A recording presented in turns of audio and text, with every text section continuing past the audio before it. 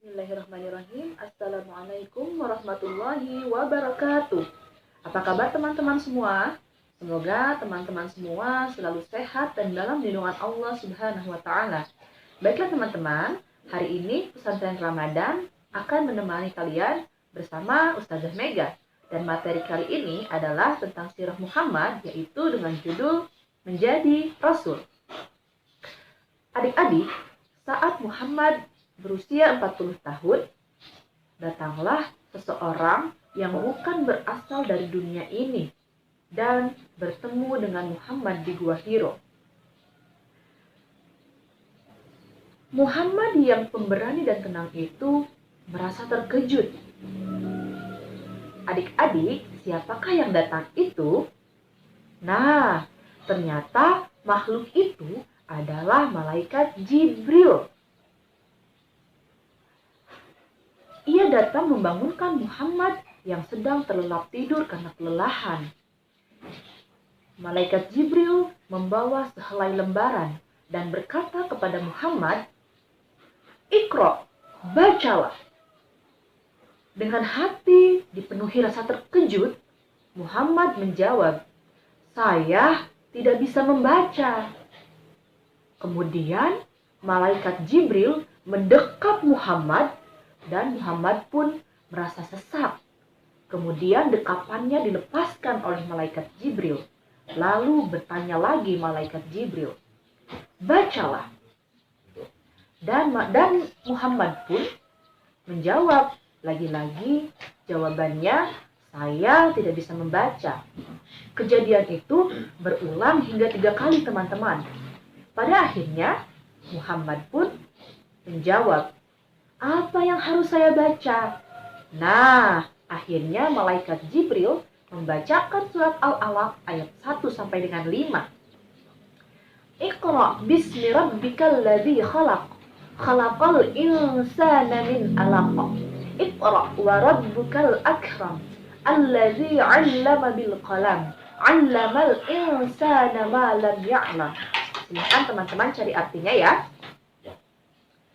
Nah, setelah mengucapkan bacaan tersebut dan Muhammad pun mampu menirukannya, akhirnya Jibril pergi meninggalkan Muhammad dengan hati yang sudah dihujani firman Allah tadi, teman-teman.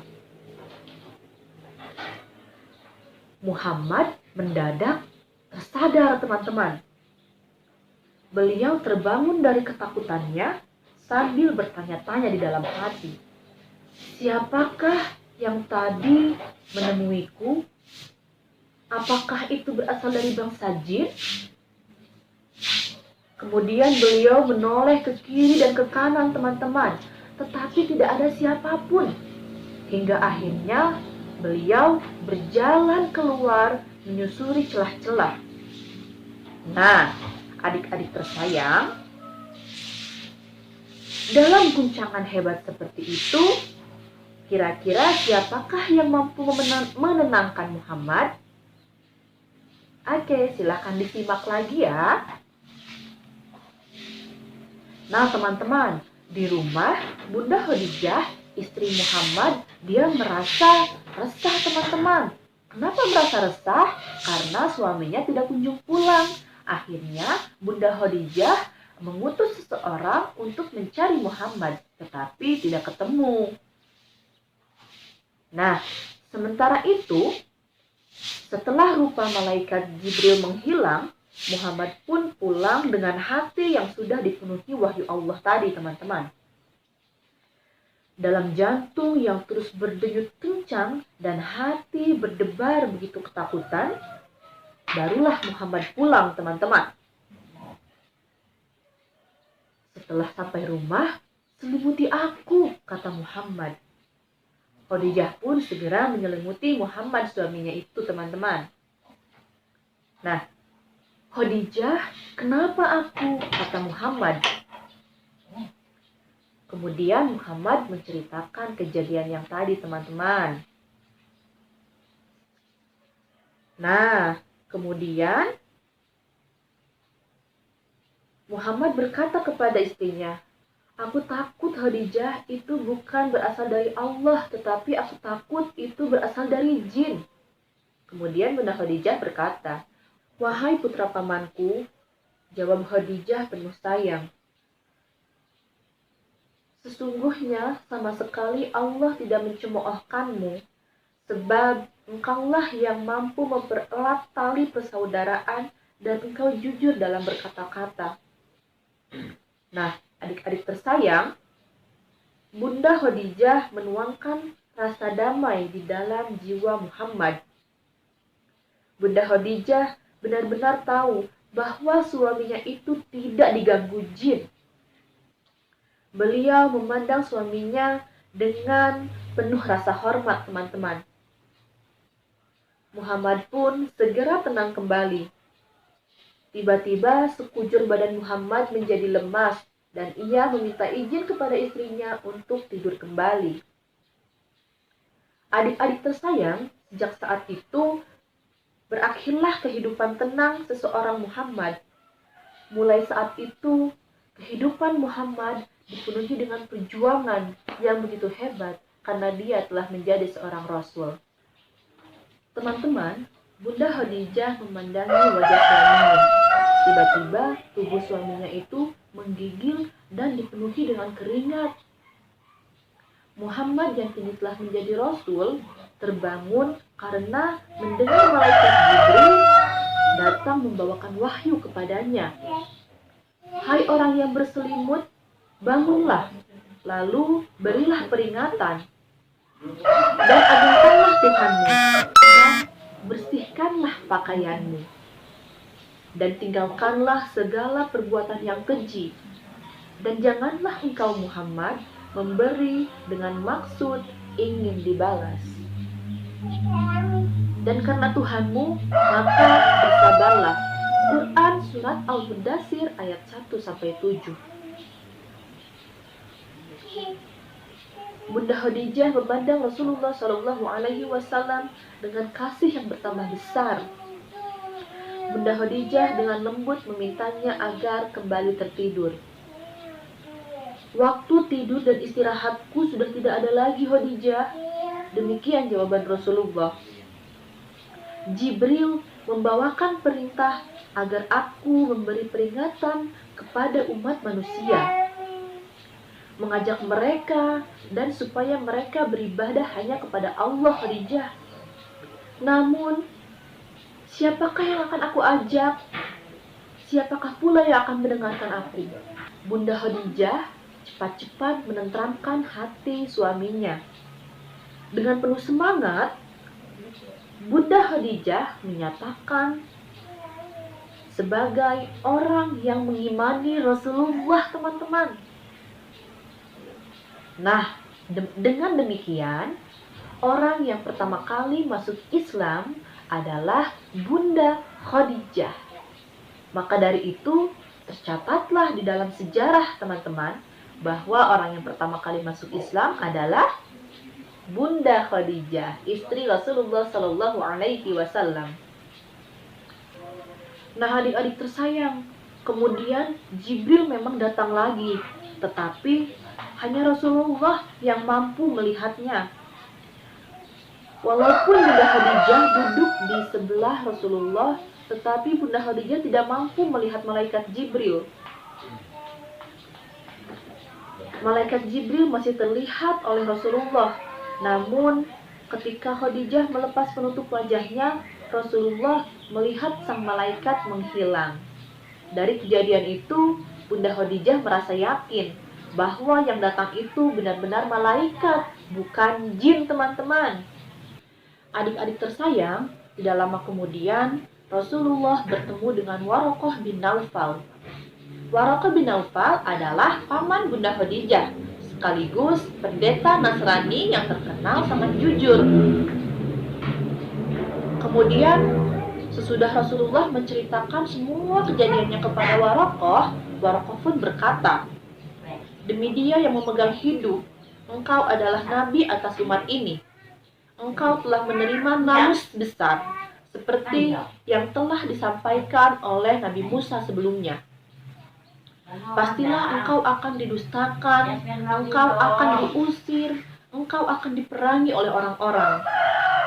Kalau sampai pada waktu itu aku masih hidup, pasti aku akan membela di pihak Allah dengan pembelaan yang sudah diketahuinya.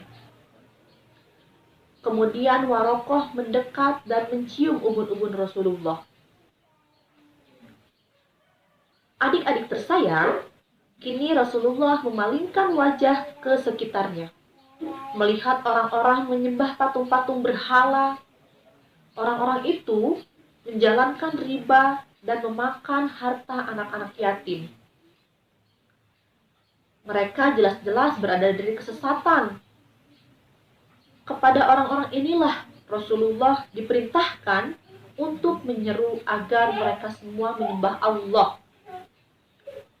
Namun apakah mereka berhenti begitu saja? Orang-orang Quraisy itu benar-benar amat kuat dalam memegang keyakinannya tersebut. Adik-adik tersayang, lalu Allah mengajarkan ibadah yang pertama kepada Rasulullah. Tahukah adik-adik ibadah apakah itu?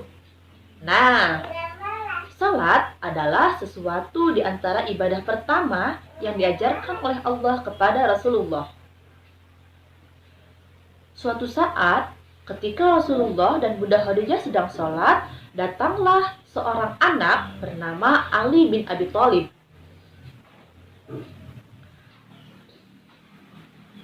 Ali yang saat itu masih kecil, tertegun melihat Rasulullah dan Bunda Khadijah ruku, sujud, kemudian membaca surat-surat yang sangat indah.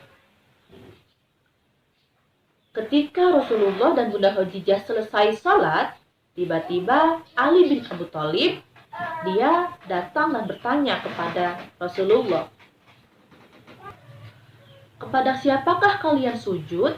Tanya Ali. Kemudian, "Kami sujud kepada Allah," jawab Rasulullah dan Bunda Khadijah.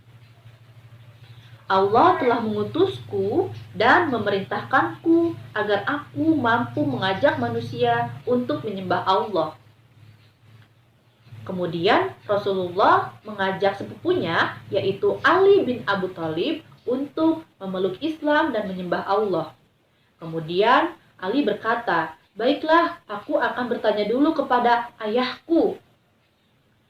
Akhirnya, keesokan harinya, Ali bertemu dengan Rasulullah dan ia berkata, "Ya, aku akan mengikuti ajaranmu, ya Rasulullah."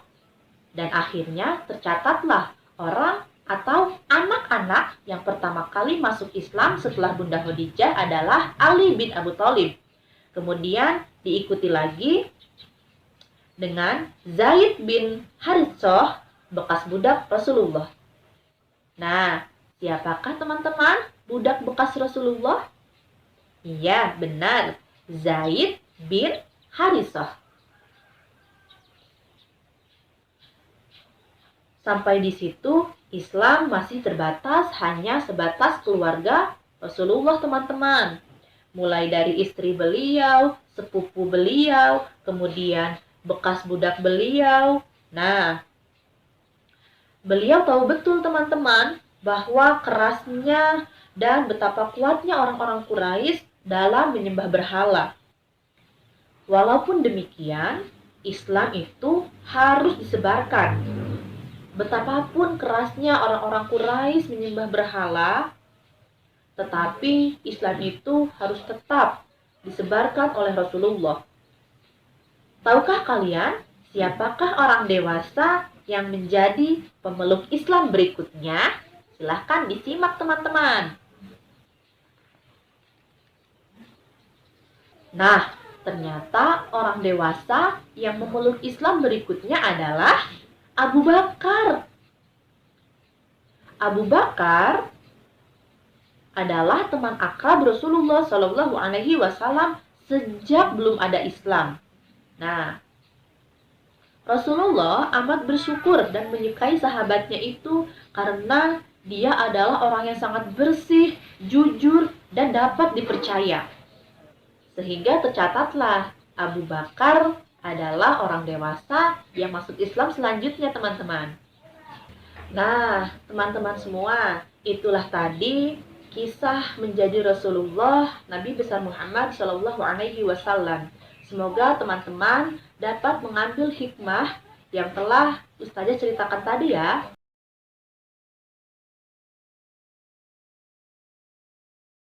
Adik-adik tersayang, gangguan terhadap kaum muslimin semakin besar. Beberapa orang gugur karena disiksa terlalu keras. Berdasarkan wahyu dari Allah, Rasulullah pun memerintahkan agar mereka berhijrah. Wahai Rasulullah, kemanakah kami akan pergi? Rasulullah Shallallahu Alaihi Wasallam menasehati agar mereka pergi ke Habasyah yang rakyatnya menganut agama Kristen. Nah, teman-teman, Habasyah adalah negara di bagian selat Mesir, Eritrea, Ethiopia, dan Sudan. Dahulu, Habasyah bersekutu dengan kerajaan Sabah dan Himar. Lanjut lagi teman-teman ya. Tempat itu diperintahkan oleh seorang raja yang adil dan sangat jujur.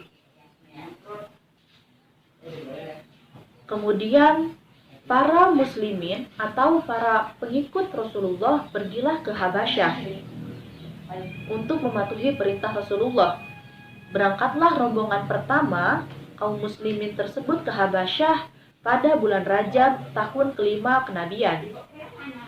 Rombongan itu terdiri atas 12 orang pria dan 4 perempuan. Dengan sembunyi-sembunyi, mereka itu meninggalkan Mekah, teman-teman. Menyeberangi lautan ke benua Afrika dan tibalah di pantai Habasyah. Seperti dikatakan Rasulullah, Najasyi, Raja Habasyah itu memberi mereka rasa kenyamanan dan perlindungan di tempat tersebut. Nah, adik-adik tersayang, kelak ketika mendengar bahwa orang Quraisy tidak lagi menyiksa mereka, mereka akan kembali ke Mekah. Namun ternyata berita itu tidak benar, teman-teman. Sesampainya kaum muslimin di Mekah, mereka malah lebih parah disiksa oleh orang-orang Quraisy. Akhirnya kaum muslimin pun pergi dan berhijrah ke Habasyah dengan rombongan yang lebih banyak, teman-teman. Di antaranya ada 83 orang laki-laki dan ada 18 kaum perempuan. Tetapi walaupun mereka di situ disiksa, mereka dengan tabah dan penuh keyakinan tetap memeluk ajaran agama Rasulullah, yaitu ajaran agama Islam, teman-teman. Oke, itulah teman-teman kisah tentang Nabi kita menjadi Rasulullah dan ketabahan kaum muslimin ketika menjadi umat Islam. Semoga teman-teman dapat menjadikan sirah ini sebagai pengingat dan semakin cinta kepada Rasulullah. Baiklah, Ustazah akhiri. Wassalamualaikum warahmatullahi wabarakatuh.